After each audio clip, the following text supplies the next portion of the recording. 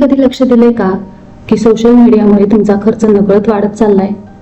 Instagram scroll करताना तुम्ही तुमचे पैसे गमावत आहात आणि ते तुम्हाला कळतही नाहीये. लोकांचं परफेक्ट लाईफ पाहून तुम्ही नकळत तुमचंच आयुष्य महाग करून घेत आहात का? तुम्ही गरीब नाही आहात, पण सोशल मीडिया तुम्हाला तसं वाटायला लावतोय. आणि अजून एक सत्य सांगू का? आजच्या काळात तुमच्या आर्थिक तणावाचं कारण तुमचं इन्कम नाही, तुमचा स्क्रीन टाइम आहे.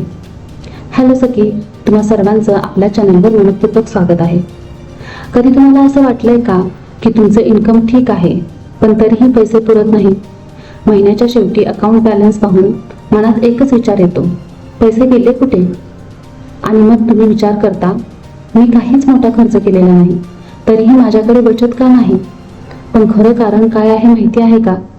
Social media. सकाळी उठल्यावर आपण काय करतो? फोन घेतो, इंस्टाग्राम, यूट्यूब, रील्स पाहतो.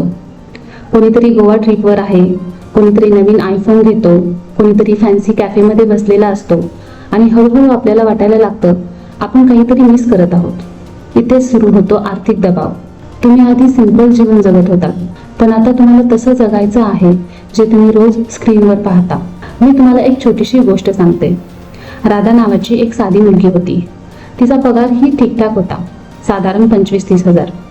ती आधी खूप खुश होती, सेव्हिंग्स पण करत होती. पण हळूहळू ती इंस्टाग्राम, व्हॉट्सअप, एकंदरीत सोशल मीडियावर जास्त वेळ घालवायला लागली. तिने पाहिलं तिच्या मैत्रिणी ट्रिप्स करतायत, महागडे कपडे घालतायत, कॉफी डेट्स, रील्स, फोटो काढणं.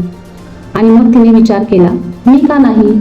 सुरुवातीला तिने एक ड्रेस घेतला, मग एक कॅफे व्हिजिट केलं, मग वीकेंड ट्रिप्स वाढल्या. आणि हे सगळं करताना तिला वाटत होतं मी आयुष्य मस्त एन्जॉय करतेय. पण 6 महिन्यांनी तिला जाणवलं तिच्या सेव्हिंग्स 0 आहेत, क्रेडिट कार्ड बिल्स हाय आहेत आणि त्याबरोबरच आयुष्यात स्ट्रेस सुद्धा वाढलाय. आणि ही गोष्ट फक्त राधाची नव्हती, आज ही हजारो लोकांची रियालिटी आहे. सोशल मीडियावर जे तुम्ही पाहता ते पूर्ण सत्य नसतं.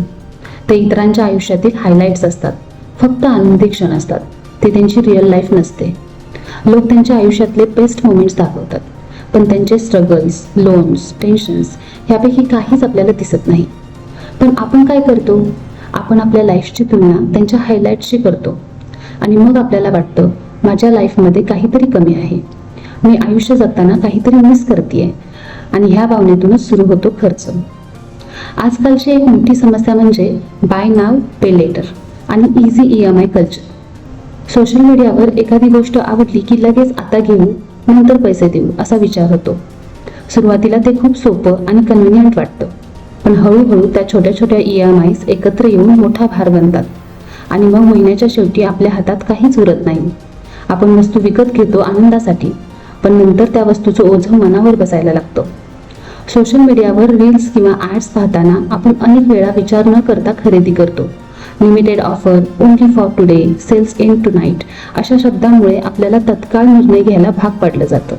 पण खरं पाहिलं तर त्या गोष्टींची आपल्याला खरंच गरज असतेच असं नाही. त्या क्षणी आपल्याला एक्साइटमेंट वाटते, पण काही दिवसांनी त्या वस्तू तशाच पडून राहतात आणि आपले पैसे मात्र वाया गेलेले असतात. आजकाल सण उत्सवांची पद्धत सुद्धा खूप बदलली आहे. पूर्वी सण म्हणजे साधेपणा, कुटुंबासोबत वेळ, घरगुती पदार्थ आणि मनापासून केलेली पूजा एवढंच असायचं. पण आता प्रत्येक सण म्हणजे नवीन कपडे, मॅचिंग ज्वेलरी, डेकोरेशन, फोटोशूट आणि स्टेटस अपडेट असा झाला आहे. अनेक महिला प्रत्येक सणासाठी वेगवेगळे कपडे, थीम डेकोर, महागड्या वस्तू घेतात, कारण त्यांना सोशल मीडियावर सुंदर दिसायचं असतं. विशेष म्हणजे आजकाल साड्याही गरजेपेक्षा जास्त ट्रेंडसाठी खरेदी केल्या जातात. एखादा नवीन ट्रेंड आला की नवीन साडी घ्यायची, फोटो काढायचे आणि पुन्हा पुढच्या ट्रेंडकडे वळायचं. सणावारांना केल्या जाणाऱ्या पूजांमध्ये देखील आता श्रद्धेपेक्षा दिसणं महत्त्वाचं झालं आहे. कधी कधी हा खर्च इतका वाढतो की तो त्यांच्या उत्पन्नापेक्षाही जास्त होतो, किंवा काही वेळा त्या स्वतः काहीही कमवत नसतात, पण तरीही हा खर्च सुरूच राहतो.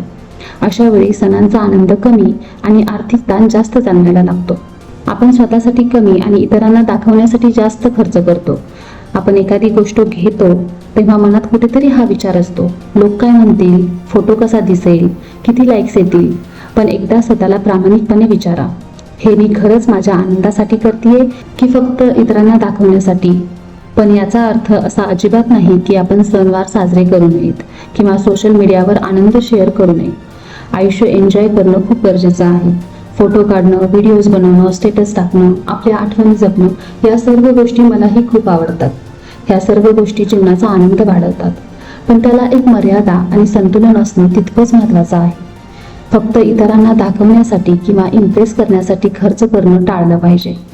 ट्रेंड फॉलो करणं वाईट नाही, पण प्रत्येक ट्रेंडसाठी अनावश्यक पैसे खर्च करणं चुकीचं आहे. खर्च करताना आपल्या उत्पन्नाचा नक्की विचार करा. आपण किती कमावतो आणि किती खर्च करतो याचं भान ठेवणं खूप गरजेचं आहे. आनंद हा खर्चावर नाही तर मनाच्या समाधानावर असतो. त्यामुळे सण साजरे करा, सोशल मीडिया सुद्धा खूप एन्जॉय करा, पण आपल्या बजेटमध्ये आणि आपल्या क्षमतेनुसार. कारण खरा आनंद दिसण्यात नाही तर तो मनात असतो.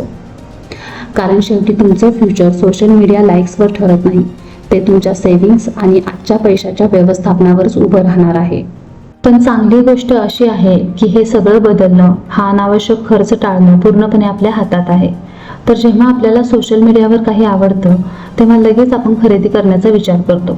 पण अशा वेळी स्वतःला 24 तास द्या. जर दुसऱ्या दिवशीही तीच गोष्ट तितकीच महत्त्वाची वाटली, तितकीच गरजेची वाटली तरच घ्या. कारण बहुतेक वेळा ते फक्त मोमेंटरी अट्रॅक्शन असतं आणि गरज नाही. तसेच तुम्ही जितका जास्त वेळ रील्स आणि पोस्ट पाहता तितकाच तुमच्या मनावर त्याचा प्रभाव वाढत जातो. हळूहळू प्रत्येक गोष्ट हवीहवीशी वाटायला लागते. कारण प्रत्येक रील तुमचं फक्त मन नाही तर तुमचं वॅलेट सुद्धा टार्गेट करत असते.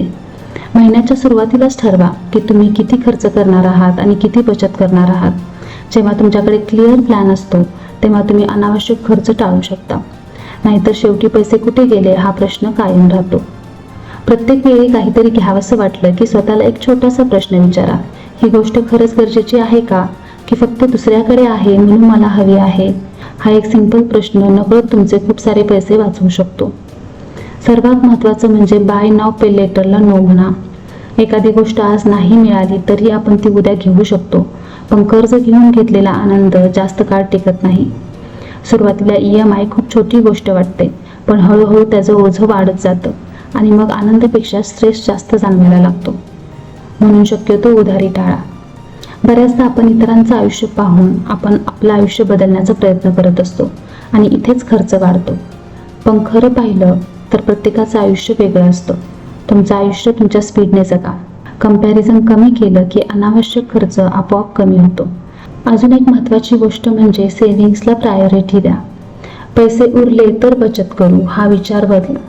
आधी स्वतःसाठी थोडी बचत बाजूला ठेवा आणि मग उरलेल्या पैशातून खर्च करा. कारण पीस ऑफ माइंड हे शॉपिंगपेक्षा जास्त महत्त्वाचं असतं. आपण आपल्या आयुष्यात 2 जगांमध्ये वावरत असतो. एक म्हणजे दिसणारं आयुष्य म्हणजेच सोशल मीडिया लाईफ, आणि एक खरं आयुष्य म्हणजेच रिअल लाईफ. दिसणारं आयुष्य लाईक्स आणि कमेंट्सवर चालतं, पण खरं आयुष्य बचत, शांतता आणि स्थिरतेवरच उभं राहतं. आता निर्णय तुमचा आहे. तुम्हाला फक्त काही सेकंदासाठी छान दिसायचं आहे की आयुष्यभरासाठी स्थिर आणि शांत राहायचं आहे. चला तर मग आजचा व्हिडिओ इथंच थांबवते. आय होप तुम्हाला आजचा व्हिडिओ आवडला असेल. पुन्हा भेटूयात एका नवीन व्हिडिओमध्ये एका नवीन विषयासोबत. तोपर्यंत आनंदी राहा आणि स्वतःची काळजी घ्या. धन्यवाद.